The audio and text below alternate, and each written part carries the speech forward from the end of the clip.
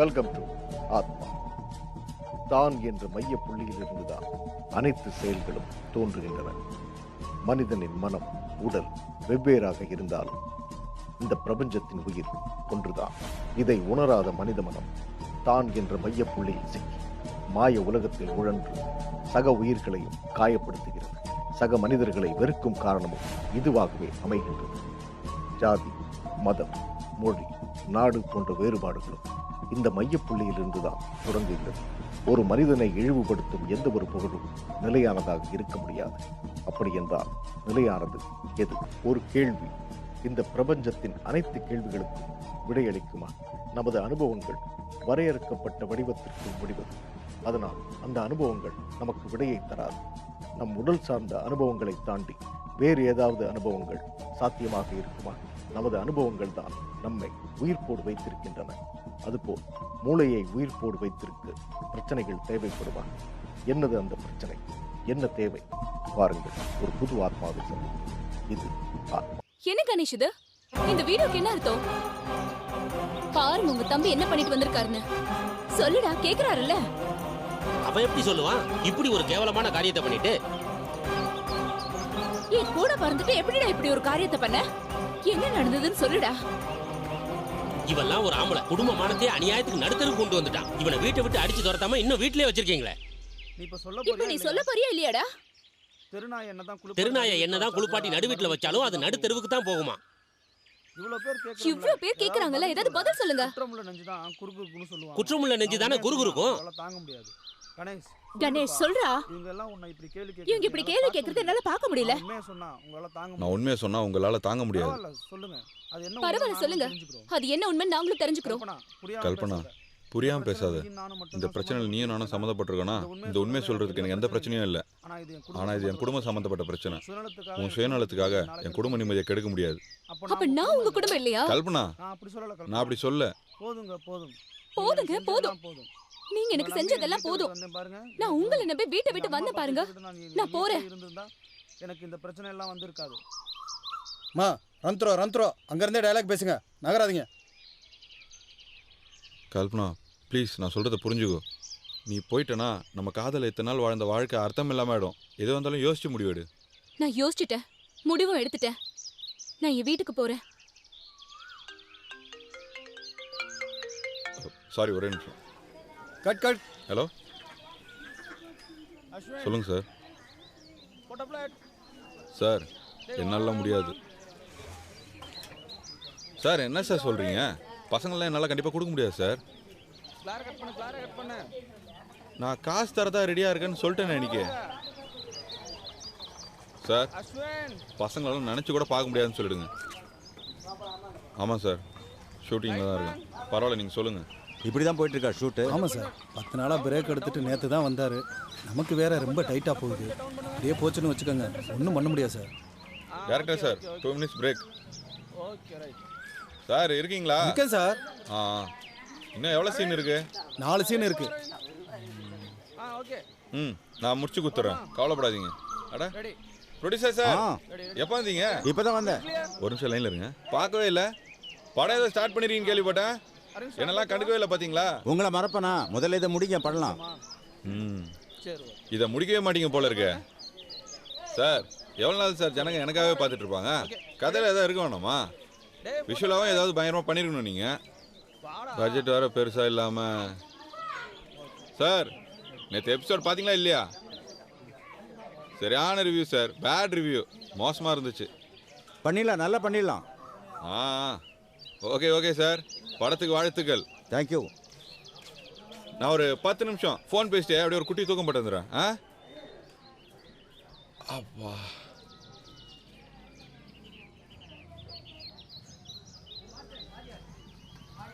Sir sir sir என்னடா tiffin sir. யாரா நீ? உன் பேருண்ணா? செல்வா சார். உன் 2வது பேருண்ணா? அது கூட தெரியல. டேய் சிவா,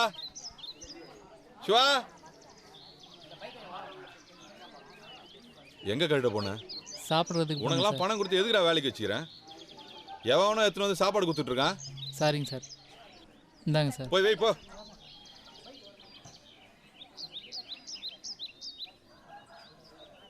ஆர்டிஸ்ட் ஏதோ மாற்றணும்னு சேனலில் பேசிட்டு இருந்தீங்களாமே, மாற்றிருங்க.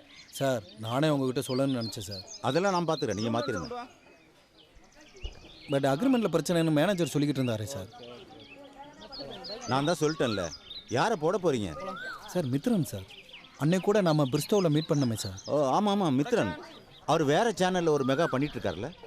அது முடிய போகுது சார். அவர்கிட்ட பேசிட்டேன். வேறு ஆர்டிஸ்ட்டை ரீப்ளேஸ் பண்ணுறதுக்கு யோசிக்கிறாப்ல சார். என்ன பண்ணுறதுனே தெரியல. இவரை ரீப்ளேஸ் பண்ணுறதுக்கு அந்த ஆள் தான் கரெக்டில் சார். இவருக்கு இருக்கிற ஃபேன் பேஸுக்கு மித்ரன் தான் சார் கரெக்டான ஆள். ஓகே, நான் பேசிடுறேன், நீங்கள் பார்த்துங்க. அடுத்த ஷெட்யூலில் மாற்றிடலாம். தூங்க கூட விடாம.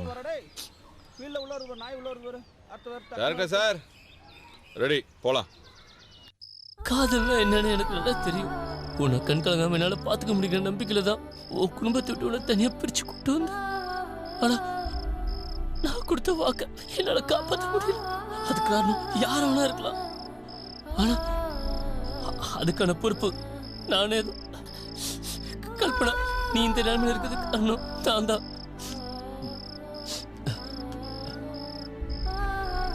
உன் குடும்பத்துல இருக்க எல்லாரோடைய காலையும் நான் விழ தயாரா இருக்கேன்.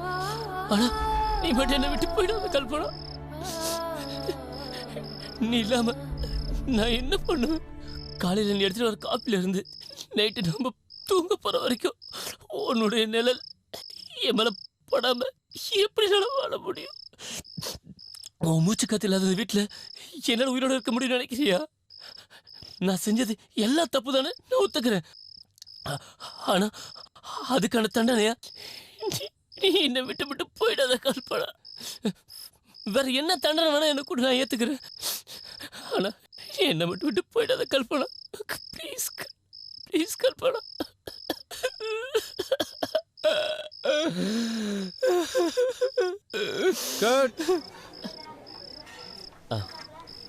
பார்த்துமா சார் மித்ரன் சார், ரொம்ப நல்லா பண்ணீங்க. இதை தான் நான் எதிர்பார்த்தேன். Thank you sir. நல்லா பண்ணீங்க, சூப்பர். Thank you sir.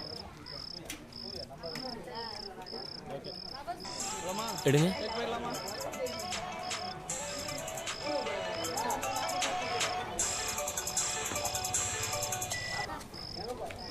ஹலோ, யாரு? Hello, congratulation. தேங்க்யூ. யாருங்க?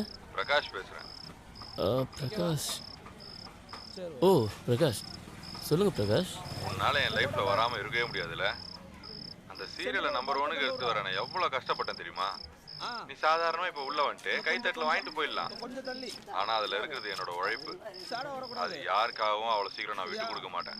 புரிஞ்சுச்சா? சார், நான் பேசட்டுமா? உங்களை ரீப்ளேஸ் பண்ணுறதுக்கு நான் யார்ட்டுமே ரெக்கமெண்டேஷன் போட. என்கிட்ட கேட்டாங்க, நான் ஓகே சொல்லிட்டேன். எனக்கு 2 பசங்க இருக்காங்க சார். மற்றவங்க என்ன நினைப்பாங்கன்னு யோசிச்சு முடிவெடுக்கிற நிலைமையில் நான் இல்லை சார். சரி, இருந்தாலும் உங்ககிட்ட சாரி கேட்டுக்கிறேன். Sorry Prakash sir. என்ன மித்ரன் சார், உங்கள் நடிப்பை என்கிட்டே காட்டுறீங்களா? ஏதோ பசங்கன்னு சொன்னீங்களே, அவங்களால தான் உங்களை விட்டு வச்சிருக்கேன். ஏதோ அவங்களுக்காக உனக்கு பிச்சை போட்டு தான் வச்சுக்கிறேன். டேய், சாரி, உன்னால முடிஞ்சதை பண்ணிக்கோ. ஓகே மித்ரன் சார், நல்லா பண்ணுங்க. வாழ்த்துக்கள்.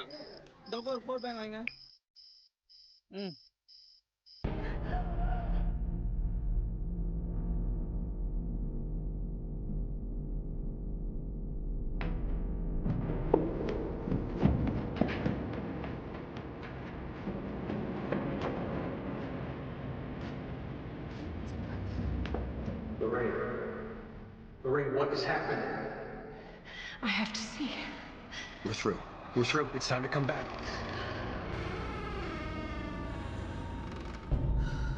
What is happening?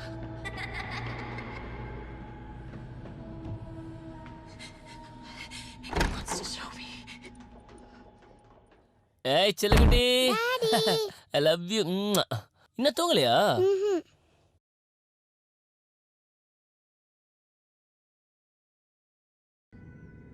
Oh, thanks for the football feed. It almost felt live and almost, but 3 years is a long haul. You know, it's way way too long. I'm talking to myself. ஏய் அனூப் இன்னும் தூங்கல நீ? வா வா வா வா. ஏன் இன்னும் தூங்கல? எனக்கு பயமா இருக்கு. பயமா இருக்கா? ஏன்?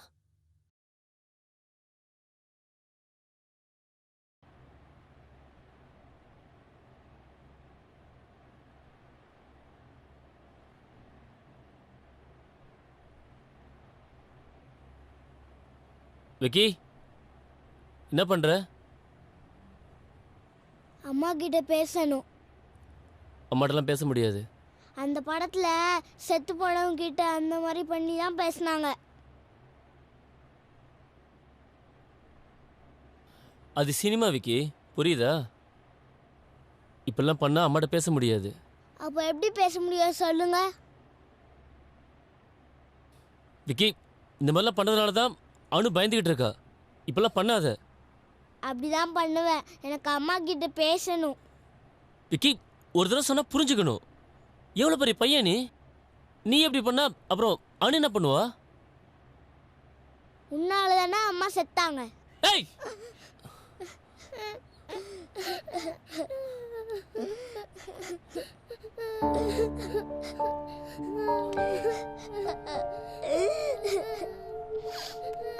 ஏய்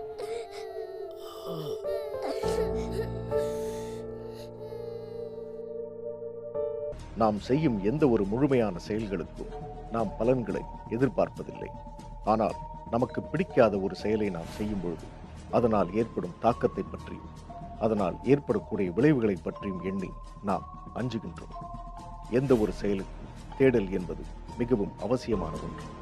இங்கு தேடலை தொலைத்த பிரகாஷிற்கு ஏற்பட்ட முதல் சறுக்கல் மித்ரனுக்கு ஏற்றமாக இருக்குமா?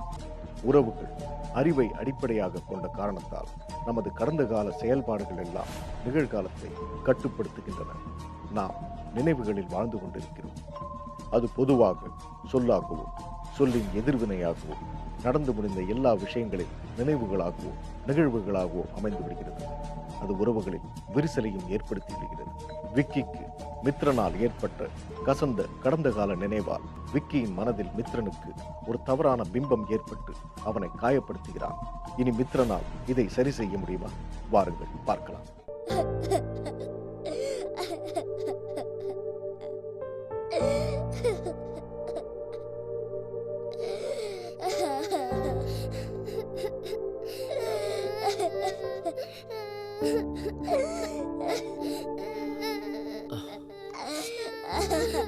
ஏய் ஏய் ஏய்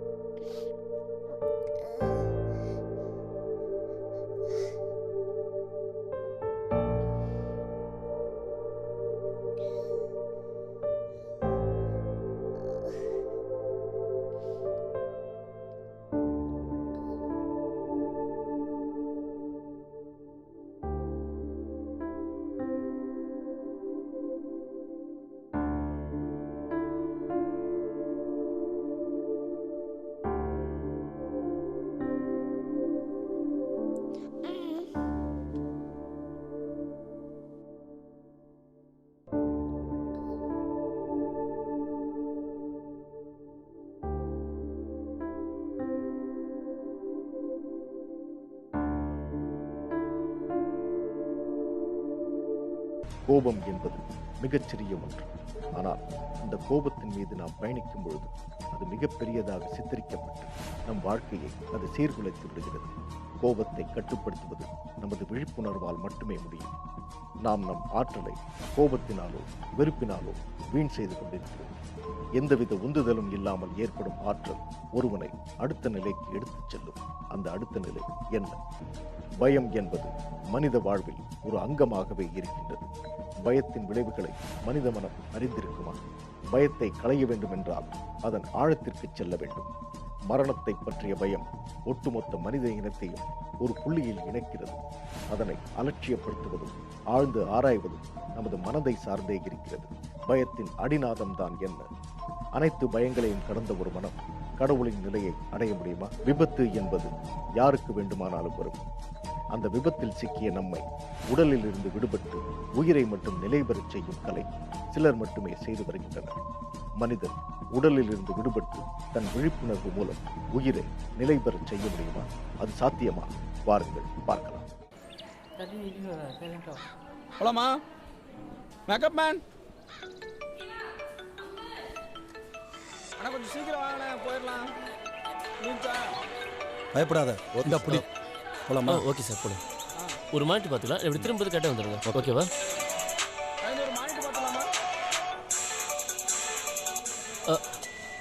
சாரி சார். ஒரு நிமிஷம் சார், ப்ளீஸ். யோ, உனக்கு ஏன் கை நடுங்குது? சொல்லுங்கம்மா. விக்கிக்கு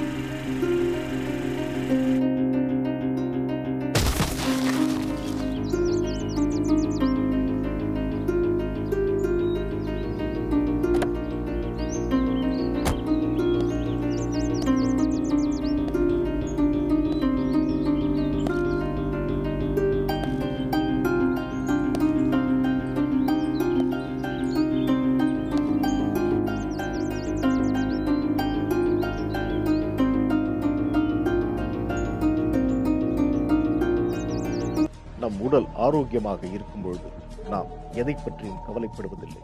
ஆனால் நம் உடலில் ஏதாவது மாற்றம் நிகழும்போது நாம் உடலோடு தொடர்பு கொள்கிறோம். நாம் ஆரோக்கியமாக இருக்கும் பொழுது ஏன் நம் உடலோடு நாம் தொடர்பை ஏற்படுத்திக் கொள்ள முடியவில்லை? கோமா என்னும் நிலையில் மூளையின் செயல்களும் ஆற்றல்களும் நிறுத்தப்பட்டு நாம் விழிப்புணர்வற்ற நிலைக்கு செல்கிறோம். ஆனால் அந்த நிலையில் நமது ஆத்மா உயிர் பெறுமா என்ன? ஒருவேளை அது சாத்தியமானால் காத்திருக்கும் நாளை வரை.